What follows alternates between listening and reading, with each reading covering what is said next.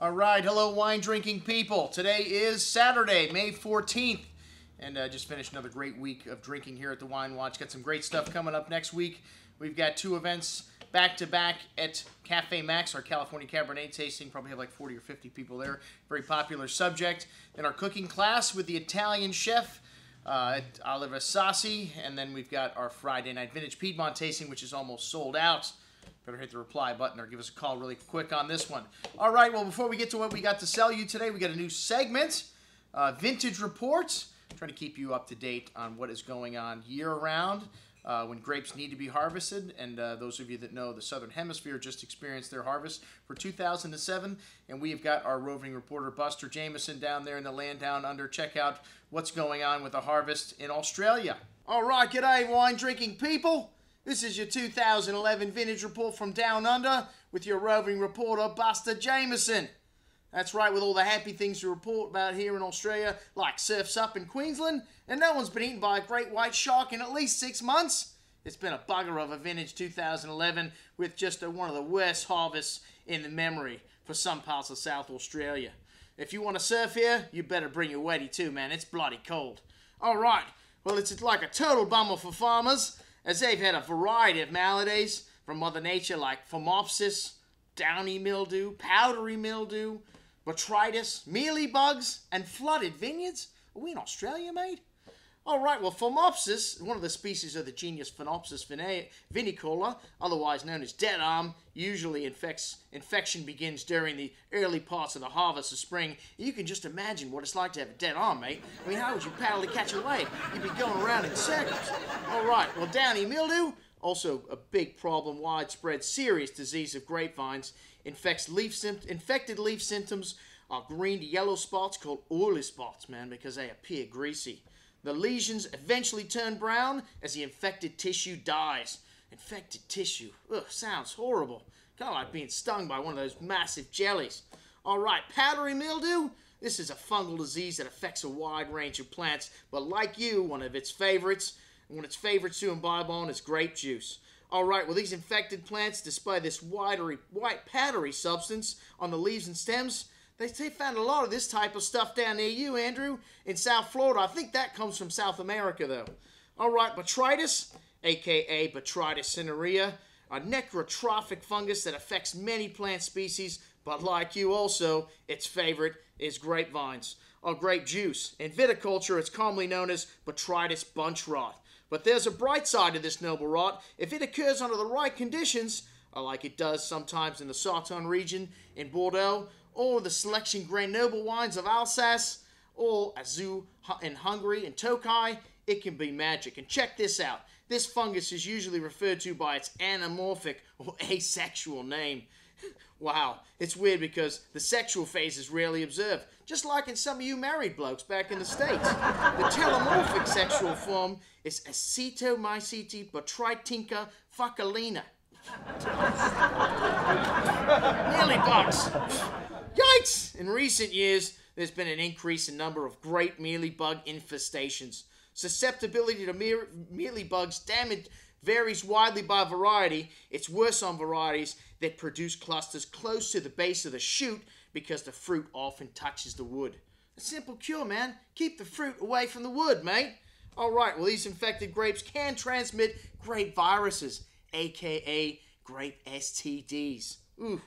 So before you go for it, be sure to cover your stick. All right, flooded vineyards. Are we in Australia, mate? Usually there's a lack of water here, so this is not usually a problem for us. Water coming up from the ground can be a big issue because there's a lot of salt in it. Not to mention, South Australia is one of the breeding grounds for great white sharks. Keep your feet above water on your board if you can, mate. Bog tractors? Wait a minute. I think these people are just starting to complain now. Well, yes, the ever-elusive and uncertain joys of farming. And we've not even mentioned the illegal preventative sprays that simply got washed away right as they were applied. Ha! All right, that's all for now, folks. But I'm off to South Africa next. Surf's up, or I mean, Vintage Report to do. All right, signing off for the Wine Watch. This is Buster Jameson saying, remember, always drink the good stuff first. All right. Well, doesn't look too promising down there, unfortunately. 2011, a lot of problems. Okay, what have we got to sell you today? We have got one of the top wines made in California. One of the cult wines. I don't know, can we call Verite a cult wine? I guess we can. They only make a few hundred cases of this wine. The first vintage, 1998. We still have a few bottles in stock. I don't know how this happened. Well, I bought in big time to the 98 vintage, which was not so highly regarded, but I will still stand by my claim that the Verite 1998 is one of the greatest wines produced in that vintage and drinking incredible right now at the moment.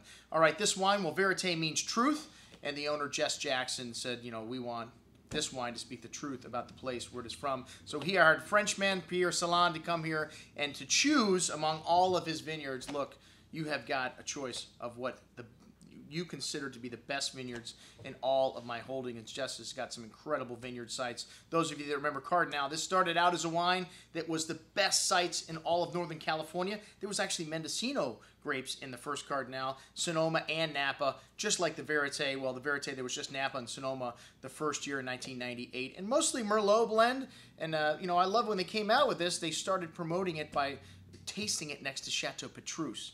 Man, you've got to have big cojones to put your wine up next to Chateau Petrus. And Jess Jackson does, or did. Sorry, he passed away just a few weeks ago.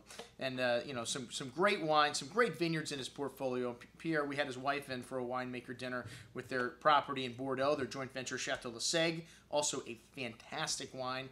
And anything Pierre has touched, man, really turns to gold. The Prima Voce wine we have in the store, which he also makes for $15 from Tuscany, is outstanding as well. But Verite is a special expression of some of the greatest vineyards. And this has now turned out to be a Sonoma wine, and they've kind of turned it into 3 different categories. You have Le Désir, which you can just guess what that means in French.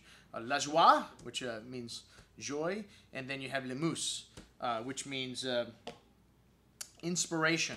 Okay, and these are all different blends inspired by, you know, blends from Bordeaux. La Joie is a Cabernet-based blend, so you could call it a left bank blend. And then Le Mousse is a Merlot-style blend with a little different proportion. You know, mostly Merlot, a little bit of Cabernet Franc, a little bit of Malbec. And then Le Désir has got a strong amount of Cabernet Franc in the blend, so similar to like a Cheval Blanc style blend. But all 3 of these wines, outstanding. And the latest reviews on them, well, the 07s, 100 points. 08s, 100 points. Not for all the wines, but for a couple of them, the Désir got 100 points in 08. And our lead wine on this offer, the 2007 La Joie, 100 points from Sir Robert Parker. Well, do I need to say anything else about this wine? No. We don't need to mention that the price is $300, $400. It doesn't matter. It got 100 points, folks. And put it up against any of the greatest wines, not only in California, but in the world, and you will find the Verite can stand up. All right, folks, we'll check it out on this offer. All the wines we've got from Verite, Le Mousse, La Joie, Le Désir. We've got vintages going back to the very first release. I'm your host, Andrew Lamposoni, signing off for the Wine Watch, saying, remember, always drink the good stuff first.